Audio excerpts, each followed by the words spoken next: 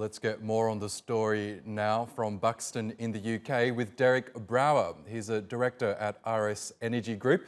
Good to have you back on the program. So earlier this week, US President Donald Trump praised Saudi Arabia for keeping oil prices low. He's also put more pressure on Riyadh to lower prices even further. I'm wondering, how much can this latest slump be traced back to Saudi Arabia and Donald Trump for that matter? Well, Trump's a big part of it, and I'm sure he'd like to take credit for all of it. But he's really just the icing on the cake. It's there's been a combination of factors in the market, as your introduction somewhat showed. That there's been expectations which are gathering steam that the world economy is going to weaken next year. That means oil demand might be lower. There's problems with emerging market currencies as the Federal Reserve in the US raises interest rates. That affects the price of oil in their local currency and makes it more expensive, affects their demand, and emerging markets are a big segment of demand. But then there's the supply side. There's just been a lot of oil coming online in the past few months. The US, Russia, Saudi Arabia, the three big producers, have added between them about 1.3 million barrels a day of supply since May. And that's a huge volume. And then Trump gave the waivers on Iranian oil after announcing sanctions, and very unexpected in the market. That softened prices.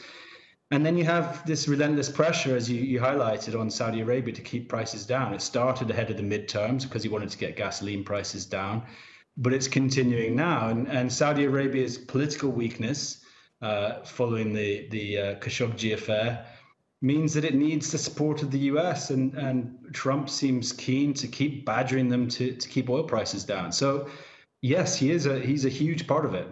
Let's talk more about Saudi Arabia, because at the last OPEC meeting, it signalled that it wanted to cut its own production by around 1 million barrels per day, a significant amount, obviously, and it called on other producers to do so. Russia was reluctant, but when they meet next month, do you expect there to be more of a consensus to cut production in light of this recent fall in prices?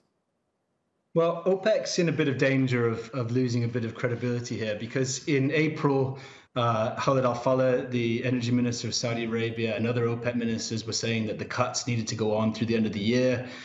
Then in June, at the meeting then, they changed their mind and started to open the taps. And now they've been talking about cuts in this meeting in December in Vienna. It's going to be very difficult for them now, in spite of the fall in the oil price since October, almost a 30% fall. It's going to be very difficult for them now to get credible cuts that the market believes in. And one of the problems is that, yes, Saudi Arabia and all the other OPEC members like higher oil prices, but Saudi Arabia and its Gulf allies, chiefly Kuwait and the UAE, are the only ones who are really willing to do any of the cutting. And Russia isn't on board this time. And last time, Russia was absolutely critical to this cooperation agreement between OPEC and non-OPEC. So there has to be a bit more work to be done on the diplomacy side to get an agreement that the market believes in December. At the moment, that's looking a bit difficult. And you mentioned the growing stockpiles of US supplies there. And it's long been this common refrain from politicians of all sides to wean themselves off Saudi oil. Is the US, I guess, getting closer to that, or are they still a long way off? They're still a long way off. The US shale production story is one of the seminal stories in the oil market in the past decade, and it is truly remarkable. But the US remains a huge consumer of oil. It still imports oil, even if it's exporting more and more oil.